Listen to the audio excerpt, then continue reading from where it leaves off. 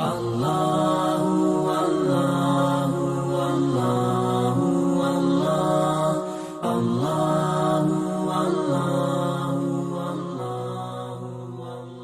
لله وحده والصلاة والسلام على رسول الله وعلى آله وصحبه أجمعين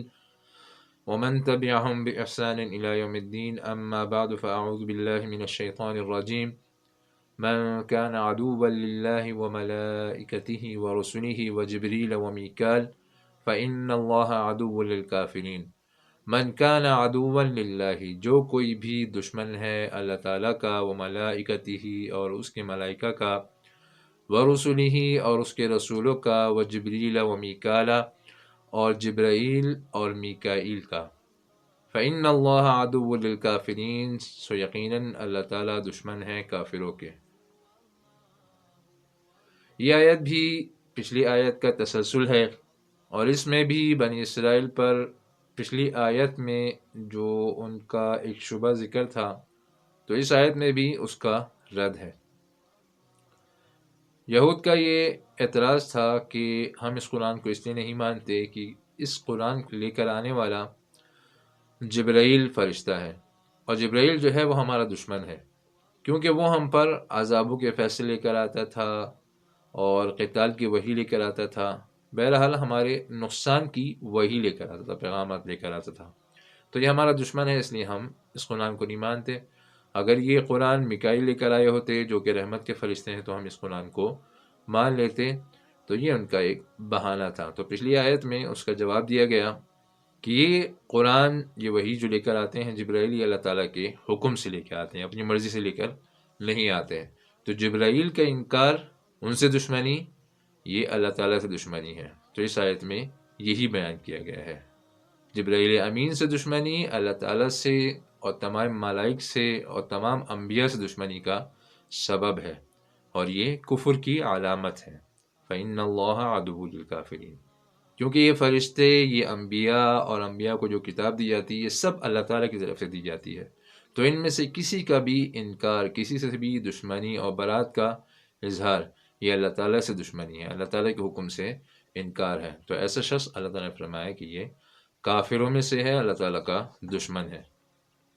بندے کی طرف سے اللہ تعالیٰ سے دشمنی یہ ہے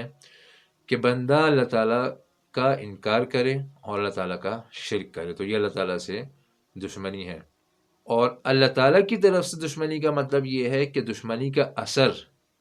وہ مراد ہے، یعنی اللہ تعالیٰ پھر بندے کو سزا دیتے ہیں، عذاب دیتے ہیں۔ تو بندے کی طرف سے دشمنی اللہ تعالیٰ کا انکار اور شرک، اور اللہ تعالیٰ سے دشمنی کا مطلب یہ ہے کہ اللہ تعالیٰ کی طرف سے اس دشمنی کا اثر ظاہر ہوتا ہے کہ پھر بندے کو سزا اور عذاب دیا جاتا ہے۔ فرشتوں سے دشمنی کا مطلب یہ ہے کہ فرشتوں کا انکار کرنا،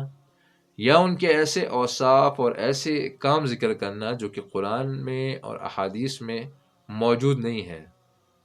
یعنی اللہ تعالیٰ کی طرف سے ان کے وہ اوصاف نہیں بیان کیے گئے، لیکن انہیں بڑا چڑھا کر ان کے اوصاف میں غلو کرنا، تو یہ فرشتوں سے دشمنی ہے۔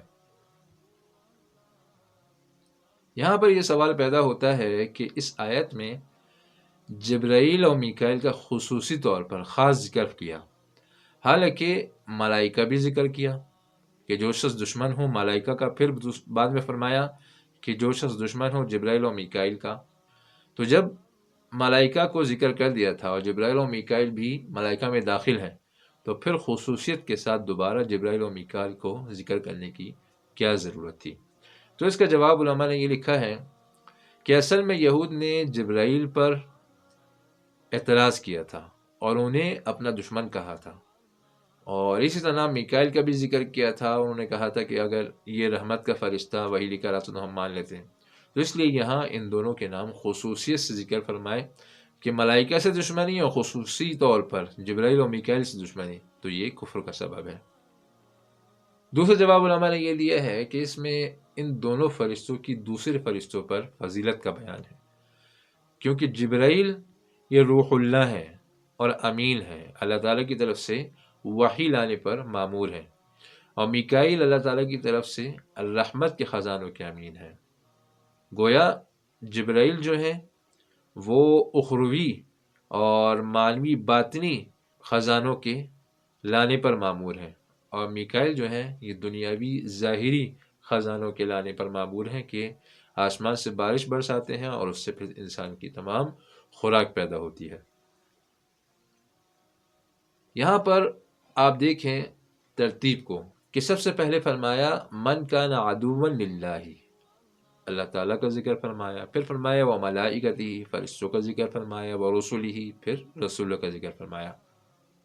تو اس ترتیب کی وجہ علماء نے یہ لکھی ہے کہ اصل میں رسولوں سے دشمنی یہ نزول وحی کی وجہ سے ہے، اور نزول وحی کا سبب نزول ملائکہ ہیں، اور نزول ملائکہ یہ اللہ تعالیٰ کے حکم سے ہے۔ تو اس لیے اس کو اس ترتیب سے ذکر کیا کہ نزول ملائکہ یہ اللہ تعالیٰ کی طرف سے ہیں، تو پہلے اللہ تعالیٰ کا ذکر، پھر ملائکہ کا ذکر، اور ملائکہ لے کے جاتے ہیں وہی رسولوں کی طرف، تو اس لیے پھر تیسرے نمبر پر رسولوں کو ذکر کیا اس ترتیب پر۔ پھر یہ جو ہے من کان عدوا میں من، اس کی جزا محذوف ہے۔ فرمایا من کان عدوا، جو شخص ہوگا دشمن اللہ تعالیٰ کا، ملائکہ کا اور رسولوں کا، تو پھر اس کے بعد اس کی جزا محذوف ہے، فَإِنَّهُ كَافِرٌ، کہ وہ پھر کافر ہے۔ جو شخص دشمنی کرے اللہ تعالیٰ سے، ملائکہ سے، رسول سے، تو پھر وہ کافر ہے۔ اس کا قرینہ اگلے جملے میں موجود ہے، فَإِنَّ اللَّهَ عَدُوٌّ لِلْكَافِرِينَ میں۔ آگے فرمایا وَلَقَدْ أَنزَلْنَا إِلَيْكَ آيَاتٍ بَيِّنَاتٍ، اور یقیناً نازل کی ہیں ہم نے آپ کی طرف آیات واضح، وَمَا يَكْفُرُ بِهَا إِلَّا الْفَاسِقُونَ، اور نہیں انکار کرتے اس کا مگر فاسق لوگ۔ اس کا تعلق بھی پچھلے جواب سے ہے، اور اس کا خلاصہ یہ ہے کہ جبرائیل کے ذریعے اللہ تعالیٰ نے آیات بینات وہ نازل کی۔ آیات بینات یعنی واضح آیات اللہ تعالیٰ نے قرآن کی آیات نازل کی، اور یہ واضح آیات یہ دلالت کرتی ہیں اس بات پر کہ یہ کتاب اللہ،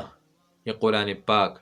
جو کہ رسول اللہ صلی اللہ علیہ وسلم پر نازل ہوا ہے، یہ اللہ تعالیٰ کی طرف سے ہے، اور آپ صلی اللہ علیہ وسلم اللہ کے سچے اور آخری نبی ہیں، یعنی کتاب کی بھی تصدیق ہے اور رسول کی بھی تصدیق ہے۔ تو جو شخص ان آیات بینات واضح آیات کو نہیں دیکھتا اور جبرائیل امین سے صرف ضد اور اناد کی وجہ سے دشمنی کا بہانہ بنا کر قرآن سے انکار کرتا ہے، تو ایسے لوگ سخت گمراہ ہیں، فاسقون، کہ وہ فاسق ہیں۔ تو آیات بینات سے یہاں قرآن کی آیات مراد ہیں، اور بینات سے مطلب یہ ہے کہ یہ واضح ہیں اصول دین میں، جو عقائد ہیں اسلام کی اللہ تعالیٰ کی طرف سے، وہ اس میں واضح طور پہ بیان کر دیے گئے ہیں۔ توحید کو واضح طور پہ بیان کر دیا گیا ہے، اس کی ضد کو، شرک کو واضح طور پر بیان کر دیا گیا ہے، اور اسی طرح اس میں احکام بھی واضح ہیں، حلال کیا ہے، حرام کیا ہے، یہ سب واضح طور پر بیان کیے گئے ہیں۔ حدود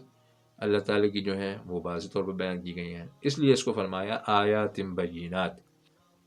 وما یکفر بها الا الفاسقون، اور نہیں انکار کرتا اس کا مگر فاسق لوگ اس کا انکار کرتے ہیں۔ یہاں پہ ایک اشکال ہے کہ قرآن کا انکار کرنے والا تو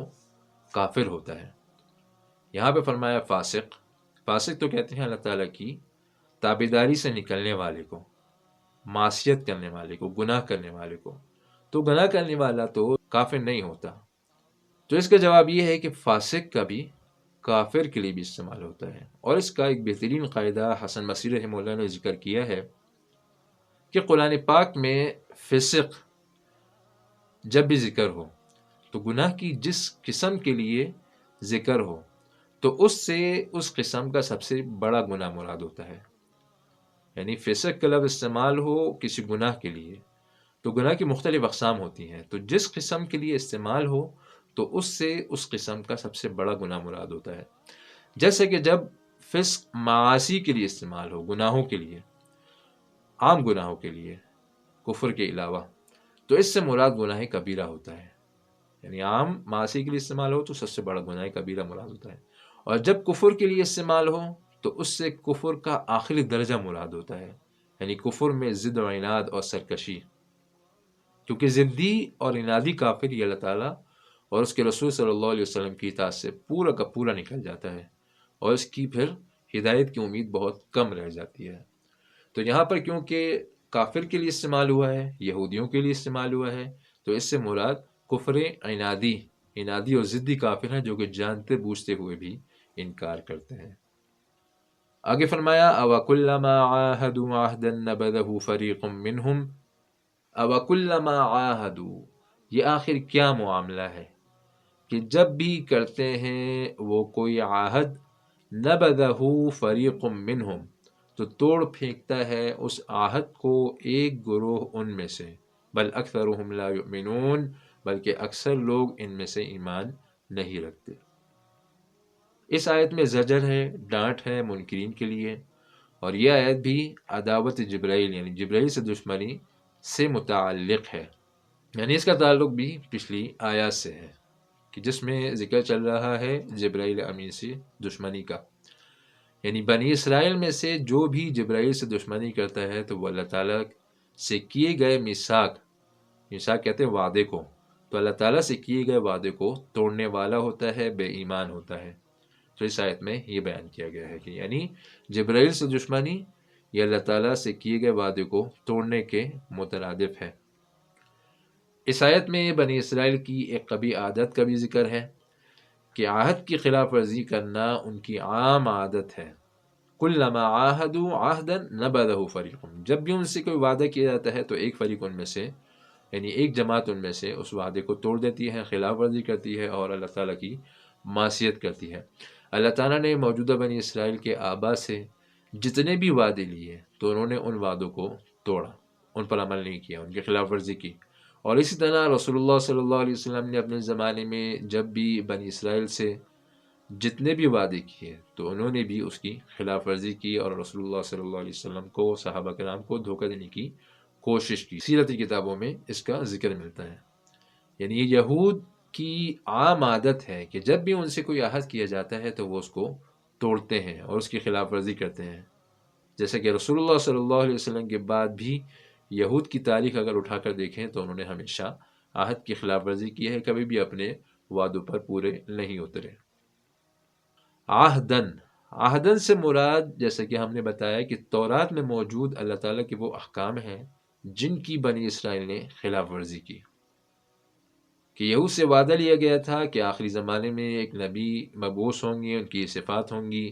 تو ان پر تو ایمان لاؤ گے۔ اس وقت انہوں نے اقرار کیا، لیکن پھر جب رسول اللہ صلی اللہ علیہ وسلم مبعوث ہو گئے تو پھر انہوں نے رسول اللہ صلی اللہ علیہ وسلم کا انکار کر دیا۔ نبذ فریق، تو پھینک دیتا ہے ایک گروہ ان میں سے اس عہد کو، یعنی توڑ دیتا ہے۔ تو نبذہ کسی چیز کو نفرت سے پھینکنے کو کہتے ہیں، اور کبھی مطلق چھوڑنے کے معنی میں بھی استعمال ہوتا ہے۔ تو انہوں نے پھینک دیا، چھوڑ دیا اس وعدے کو جو انہوں نے کیا تھا۔ فریق منہم میں اس بات کی طرف اشارہ ہے کہ بنی اسرائیل میں سب لوگ جو ہیں اپنا عہد انہوں نے نہیں توڑا تھا، بلکہ بعض ان میں سے ایسے تھے جو کہ اپنے وعدے کی پاسداری کرنے والے تھے اور انہوں نے رسول اللہ صلی اللہ علیہ وسلم پر وہ ایمان لائے۔ بل اکثرهم لا یؤمنون میں ایک وہم کو دفع کرنا مراد ہے، یعنی فریقم سے یہ وہم پیدا ہوتا ہے کہ ان میں سے بہت سے لوگ شاید ایمان لے آئے ہوں اور بہت تھوڑے سے باقی رہ گئے ہوں، تو بل اکثرهم میں اس کی نفی کر دی گئی کہ نہیں، بلکہ بہت تھوڑے سے لوگ ان میں سے ایمان لائے۔ اکثرهم لا یؤمنون، اکثر جو ہیں وہ ایماندار نہیں ہیں۔ اور لا یؤمنون میں اس بات کا ذکر ہے کہ ان کا جو یہ عہد توڑنا تھا وہ کفر کے درجے میں تھا، تو کیونکہ کبھی ایسا بھی ہو سکتا ہے کہ انسان اللہ تعالیٰ سے کسی کیے گئے وعدے کو توڑے، اس کی خلاف ورزی کرے، لیکن وہ گناہ گار شمار ہو، کافر نہ ہو، لیکن ان کا جو عہد توڑنا تھا وہ اس درجے میں تھا کہ اس سے وہ کافر ہو گئے تھے۔ بہرحال ان آیات میں یہ پتہ چلا کہ جبرائیل امین کا انکار، فرشتوں کا انکار، رسولوں کا انکار، رسولوں کو دی گئی آسمانی کتبوں کا انکار، یہ کفر کا سبب ہے، فسق کا سبب ہے اور بے ایمانی کا سبب ہے۔ تو آج کا درس یہیں تک۔ سبحانک اللہم و بحمدک، نشہد ان لا الہ الا انت، نستغفرک و نتوب الیک۔